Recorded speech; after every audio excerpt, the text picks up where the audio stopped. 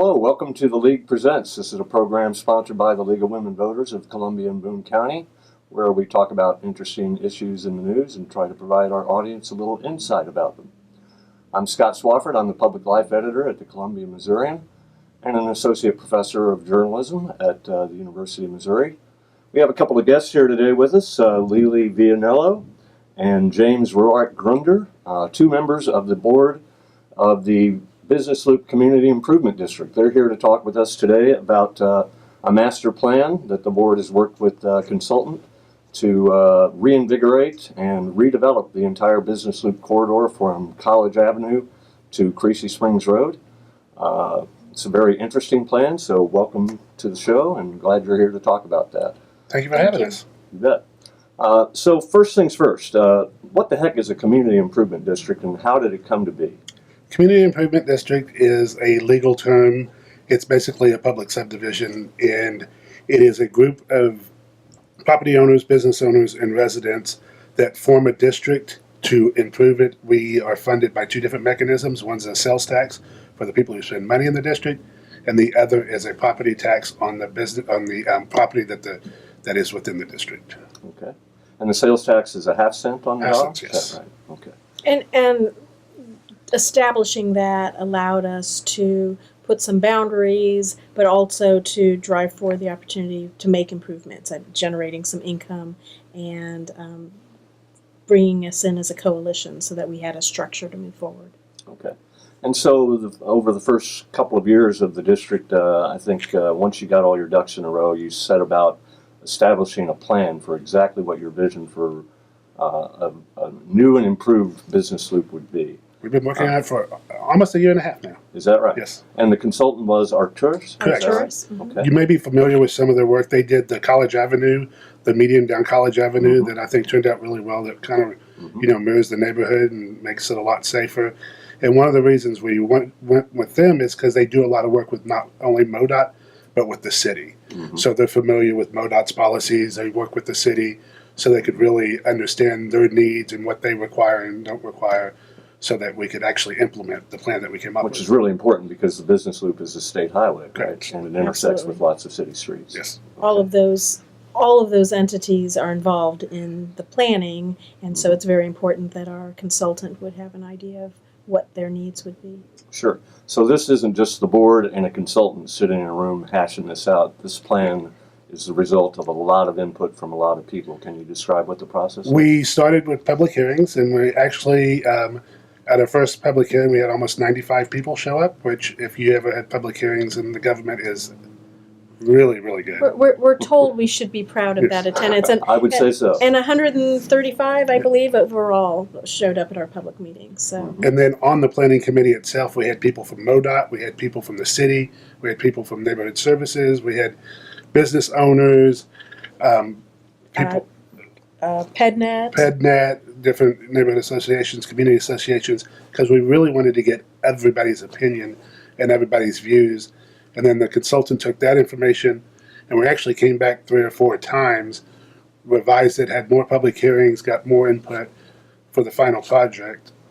Our goal was to have as inclusive an activity, a process as possible, because the worst case scenario would be we get down the path and folks start saying, but wait, I didn't get to say. Right. So, I mean, we wanted to give every possible opportunity for people to engage with comments online or by coming to the public meeting or after we had a draft of the plan out, giving feedback on the draft itself so that folks would have some real ownership of it for themselves. And it drastically changed from the first presentation to the final presentation. There was major changes that we took the public's input and really took it and I think that process really made it a better plan. Absolutely. I mean, we started with the line in the sand, and then you start moving on it, and different people brought different perspectives and knowledge and experience to it, and it really made it much stronger in the end.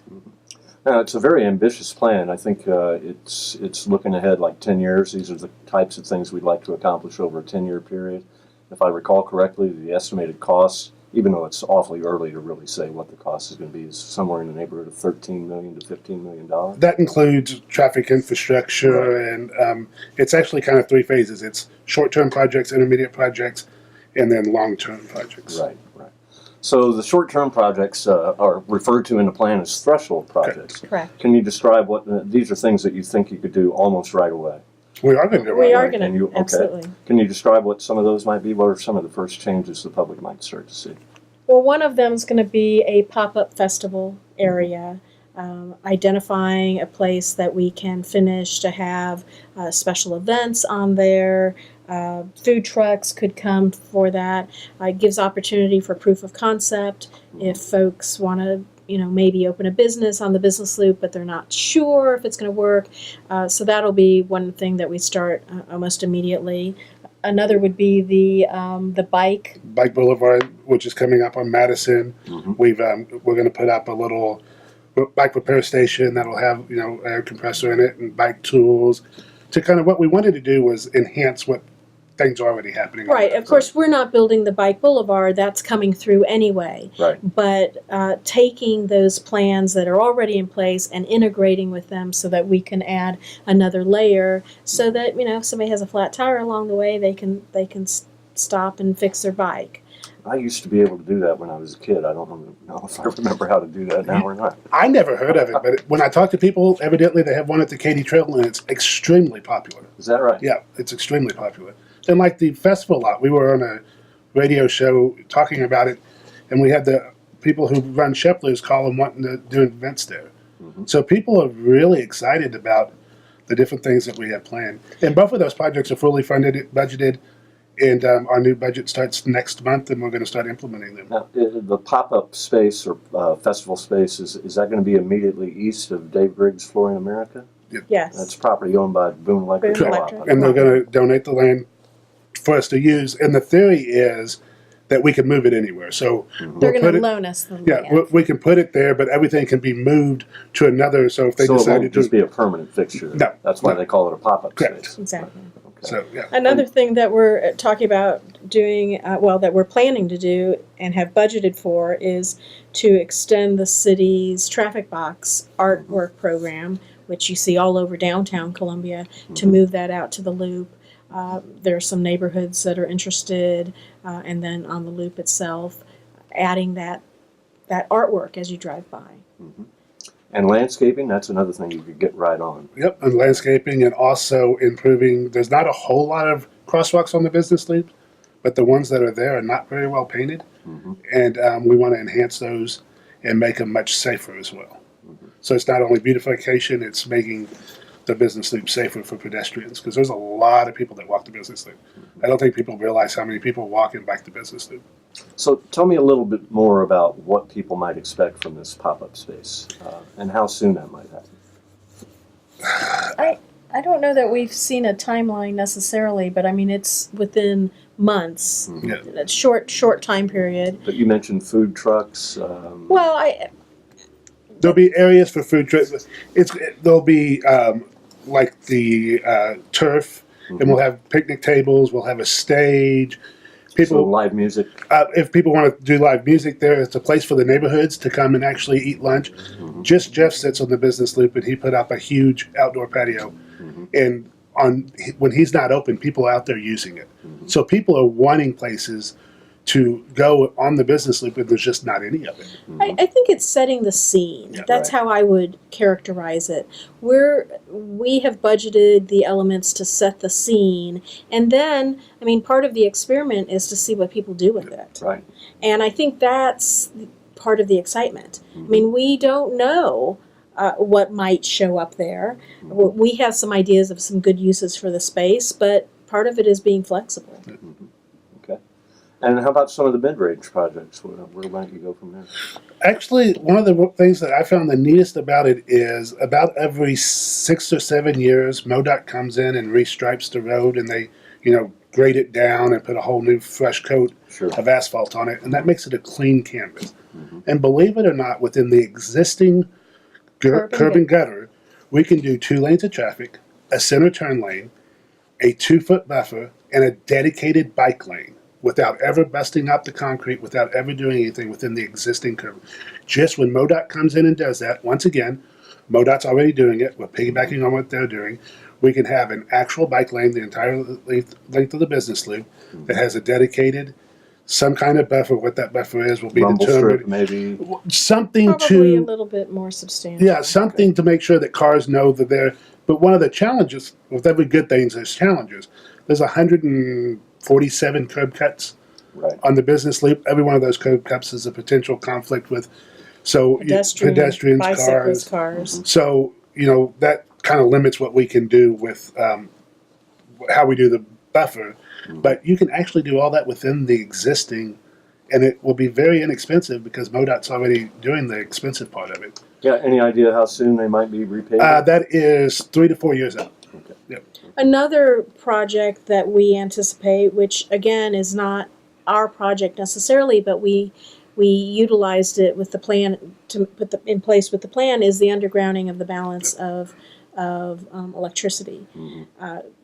If you look at one side of the business loop and then turn around and look the other, totally different views. Oh my gosh, yeah. I drive the business loop to work every day, and yeah, it's remarkable what the difference And is. it'll make a huge impact when we can take those underground, and it'll automatically beautify the street right there. And also, it gives a perfect time to not only do landscaping, but sidewalks, which is 100% lacking on most of that side of the business loop, because the city comes in, they negotiate the leases and negotiate all that legal stuff to be able to put the power lines underground, and then we could put a sidewalk right on top of that, and then we could have a continuous sidewalk all the way down the business loop to make it much safer for pedestrians.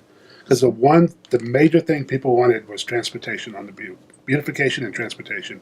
Right. And by transportation, they meant bike, Multimodal. walking, in cars. Yeah, if you're on the south side of the loop, it's not really easy to walk that right now. It's challenging.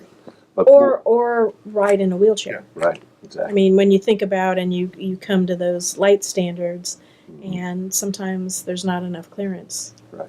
Now, putting power lines underground is a very expensive proposition. I would expect that the district would not be trying to finance No, it it's right actually now. in the CIP for the city for the next 3-year CIP. So what we're asking is the city maybe accelerate that if they can, but if we have to wait 3 years, it's already in there, it's approved, they just haven't budgeted it yet. Once again, piggyback on things that are already being done, and then we can take the money that we have and enhance what other people are already doing. Right. There are so many partners involved in this. I mean, obviously, we've mentioned the city, we've mentioned MoDOT, but each of the property owners themselves is a partner. I mean, we can set a vision for what we'd like the street to look like, but they really have to be, the property owners really have to be excited about it and engaged. I mean, we can go into public spaces and beautify them, but those types of decisions for a private property owner are going to be their own. So some of those are going to take longer.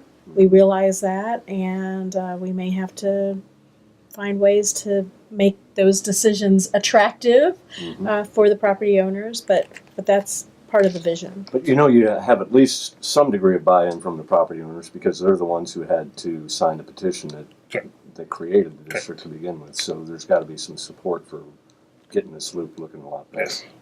I've come in later to this process than James has. I serve on the board. In order to serve on the board, you have to be a property owner or a business owner or represent a business on the business loop. I mean, all of those have to be attached to the business loop specifically. I'm there representing McDonald's, and so I've come in later to the process than James has.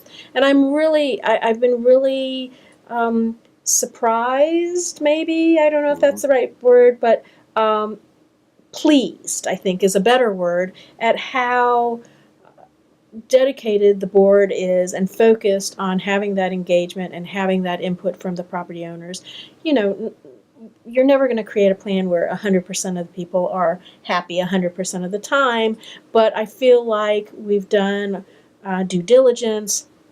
We've asked the right questions. We've talked to all the people, and for the most part, people have had a overwhelmingly positive response to the plan itself, and that's gratifying. I mean, spending our time. I mean, we're both volunteers in that capacity, and spending our time working on something. We want it to be something that people can be excited and proud of.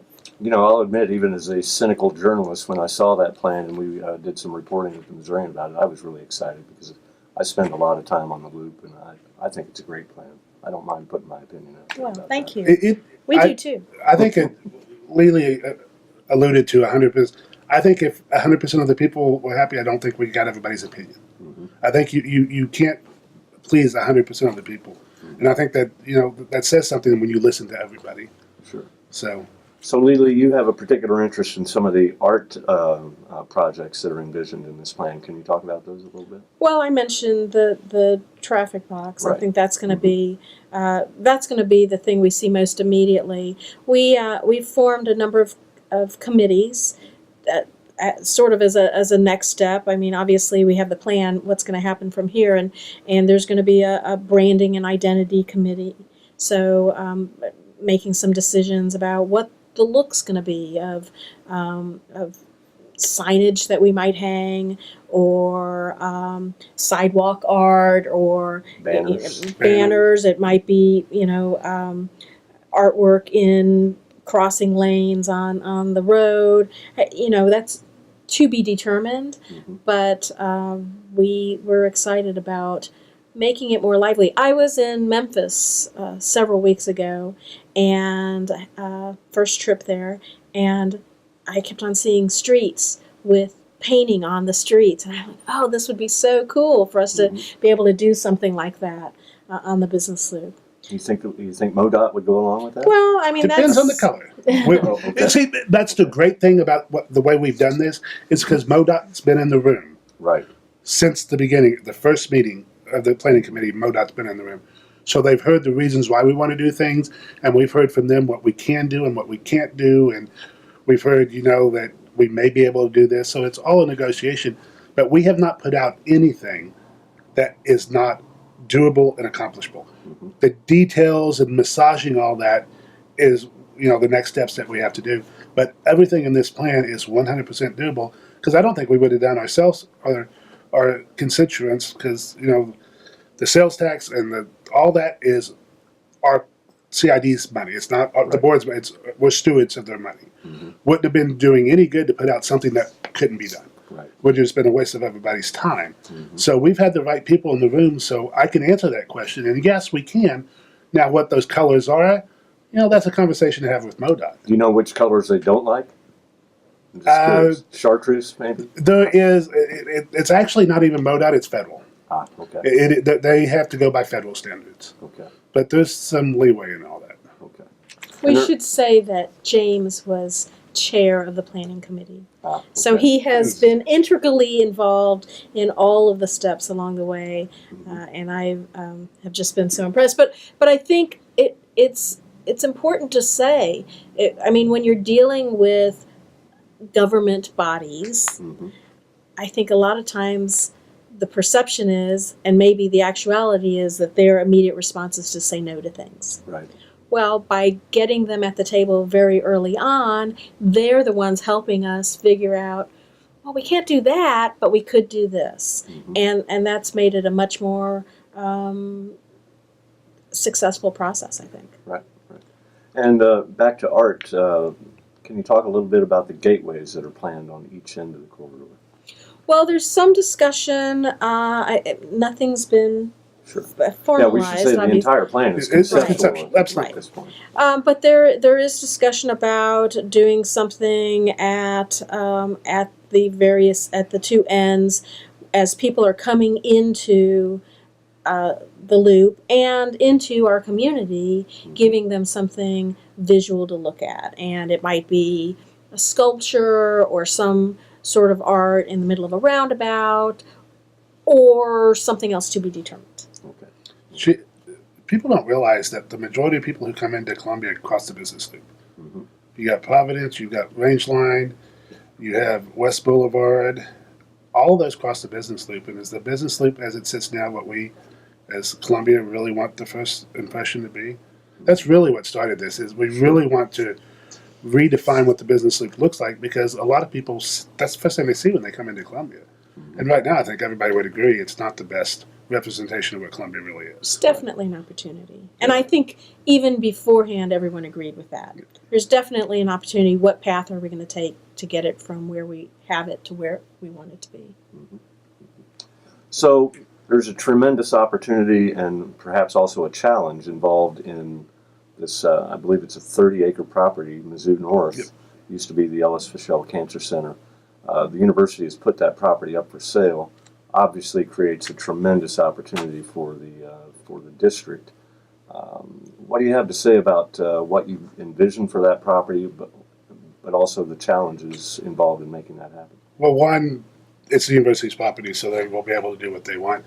We're kind of just wanting the process to slow down a little bit, and for the university to think about the big picture, to think about whatever goes on in that property could really define what the business loop looks like, how it functions, and everything. And the university has been very receptive to thinking about it in different ways. We've had a number of meetings with them, and they're hearing what we're saying. We don't have any promises that they're going to do what we'd like them to do, but at least they're aware of our concerns and our thoughts about what the opportunities are. Okay, and what does the plan envision for that property? One of the conceptuals was having a gathering space in the front of it, like a little park, because there's not a lot of places to go in there. Or little shops. Yeah, little shops. Retail Amphitheater, shops. I think it mentions. Yeah, I think that was where the amphitheater is. But it's just really about, the plan itself is about carving out public spaces, around the business loop for people to go into, and then beautifying it. But, it's going to be interesting to see what they do with that property. I know when they first put it out, it kind of felt like they wanted to sell it real quickly. But they kind of, have slowed down and have, started really thinking about the big picture. And we're very grateful for you to, even entertain and listen to us. So they've been really good about that. There are so many underutilized properties on the loop. I mean, but there's not a lot of vacancy per se, but there are underutilized properties, and we'd like to see some of those get used in more vibrant, vital ways that would really spice up the loop quite a bit. Right.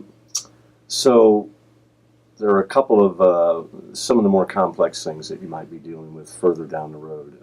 I think there are some ideas that, again, are conceptual for roundabouts at the loop in Garth Avenue and at Rangeline Street. Well, those are two, not necessarily roundabouts, those are two intersections that need to be addressed. Right. And at one point we did talk about roundabouts, but that's one of the things we heard from our members, that really they might not be that thrilled with the idea, and they didn't want us to steer MoDOT into that direction. It doesn't mean they're opposed to it, but could we leave it more open to see what other options were available? So if you look in the plan, there's a mock-up of roundabouts, there's a mock-up of right turn lanes, there's several mock-ups. But let's take Rangeline, for instance. With the new, I call it the Rangeline the business loop extension, because it actually is the business loop all the way up to Conley Road. But he's talking the Conley Road extension. It's not the Conley Road extension, because it's actually business loop all the way up there. But that is starting to put a lot more traffic on Rangeline, and Rangeline was already at capacity. Right.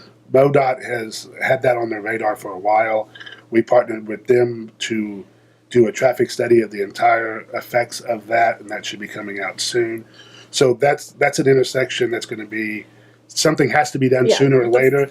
So let's get everybody in the room. MoDOT's been there the entire time on all our meetings, so they understand everybody who owns property around there's concerns. It's MoDOT Road. MoDOT will do what they want to do. But as an organization, we can help steer that to the best of our members. And that's kind of what we can do there. But they're going to have to do something. We're acknowledging, that they're going to have to do something. So how can it be best for the loop with hurting our property owners the least? So we've got just a little bit more time. One thing I wanted to mention that I think is really cool in this plan is this idea of an educational garden along the frontage of Hickman High School. But one thing I really wanted to talk about was the role of stormwater management in encouraging true redevelopment of the loop. rather than making things pretty and sprucing them up. Some of these properties you probably want in the long run to be redeveloped, but it can be cost prohibitive because of the stormwater management. One property owner has gotten a bid for $875,000 for stormwater alone. Wow. So what does the plan have to say about how you might resolve that? It's prohibitive for the individual. The current guidelines are prohibitive for individual property owners in many cases to do what they need to do in order to come into compliance. So the plan talks about a regionalized collection. Rethinking the way stormwater does not stay on one property. Right. So why it's regulated property by property kind of blows my mind. So what we're doing is, instead of doing it property by property, do regional stormwater detentions and treat it as one area. The whole business loop is one area. Also in the code, if your property is less than 1 acre, you don't have to worry about stormwater. Well, that stormwater still has to go somewhere. Sure. So take that property owner who's going to spend $800,000, $900,000 on it, pool that with other people. You could really redefine the way stormwater is thought of, and it could actually be a model for the city to use in other areas to truly capture all the stormwater in the area. Once again, we understand why stormwater management is it's a big. In front of my building, it's rapid sometimes on the business loop. We understand the needs for it. We just want to rethink how they do it. And everybody we've talked to is real excited about that one. It's a very long process, but I think it really can redo the way they truly do stormwater and rethink it and make a model for the city. Including the city. I mean, I think the folks at the city have been very positive and receptive to the idea. They haven't agreed to anything yet, but we've been really pleased at how receptive they are. Okay. So, next steps going forward with this plan. Where do we go from here? We just went to the Planning and Zoning Commission, and they voted to move it forward to the City Council. We are requesting a resolution basically endorsing the plan. Again, it's conceptual, so it's we're not asking for any specifics, but we want their agreement. And that really helps us as we're applying for federal grants and other things that we would want to be doing to have that endorsement of the city. And it makes it like a master plan. So if somebody comes in and wants to do something, right now, if you do something on the east end of the business loop, you're not taking consideration what's on the west end. Right. So if the city adopts this, they take in consideration the entire business loop, and they take into consideration that there is a plan to have sidewalks the entire way. So if you're going to do over here, then you need to it needs to all fall together. So instead of looking at it that way, it's very much like a master plan, but it's 100% conceptual. But it gives, and also what Lili said was the federal funding, and we've done this. We took a long time to do this because we wanted to cross all of our T's. We used a very reputable firm so they could meet all the requirements to go out and quickly, apply for federal grants and, all these different grants. And city approval is the last step in having all of our T's and dots all of our I's and crosses our T's so we can really get the funding for it. And the other thing we should say is if there are things that would change ordinances or rezoning or anything, we would still need to go through all of the regular process. And that was a real discussion point at P&Z. They didn't want it to appear that we were sidestepping those issues, and we're not trying to. I mean, we know that this is a concept. We know that there is going to be due diligence that needs to be done in next steps, and we just basically want to hear that what we have in concept is good to go. So. Okay, James, Lili, thanks for being our guests. It's going to be really exciting to see how this moves forward. So, thank you for having us. Thank you so much. So, thanks for joining us on The League Presents. Join us next month in October, and we'll do it again. Thank you very much.